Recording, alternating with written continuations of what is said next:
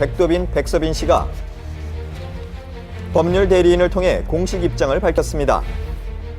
두 아들은 아버지와 관련된 집안일이기에 최대한 대응을 하지 않으려 했으나 그릇된 사실들이 마치 진실인 것처럼 오인되고 있어 이에 사실관계를 정확하게 밝히고자 입장을 밝히게 됐다고 전했습니다. 첫 번째, 폭행 여부에 대한 입장은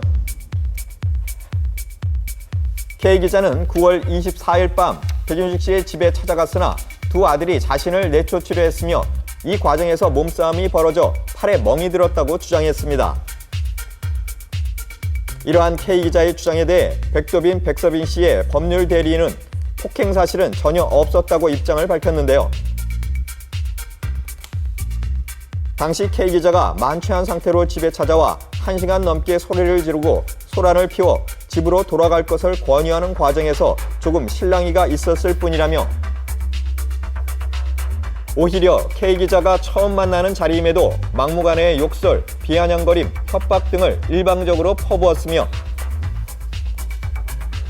이유도 없이 일방적으로 얼굴을 폭행당하기도 했다고 말했습니다. 이어 이상의 모든 사실은 K 기자의 동의하에 녹음한 녹취나 기타 영상, CCTV 등에 고스란히 담겨 있다고 밝혔습니다. 두 번째, 경제적 문제에 대한 입장은 K 기자는 아버지와 함께 살고 있는 자식들이 자신과 백윤식 씨가 결혼할 경우 재정적 지원이 끊길까 봐 결혼을 반대했다고 주장했는데요. 이에 대해 백 씨 형제의 법률 대리인 측은 지난해에도 2억 원 이상의 소득이 있었다고 밝히며 경제적 수입 관련 문제가 제기된 것 자체가 어이없을 따름이라고 입장을 전했습니다.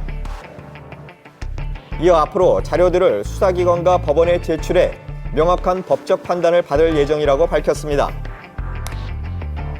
백윤식 씨의 두 아들이 법적 대응을 하겠다는 입장을 밝힌 며칠 뒤인 지난 3일 새벽 갑작스럽게 K 기자가 응급실에 실려갔다는 소식이 전해졌습니다.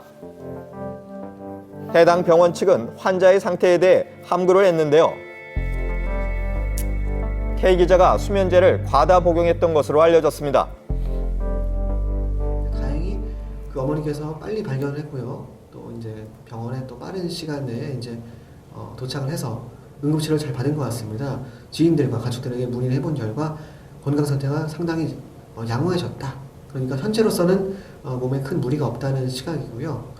최근 2주간에 있었던 일련의 사건들이 본인에게는 감당하기 힘든 상당한 어떠한 쇼크를 좀 안겨준 것 같아요. 그래서 몸적인 부분보다는 심적으로 좀 마음을 추스리고 있는 상태로 알고 있습니다. K 기자의 이번 소식을 들은 백윤식 씨는 당일 새벽 곧바로 병원을 찾아 문병을 한 것으로 알려졌습니다.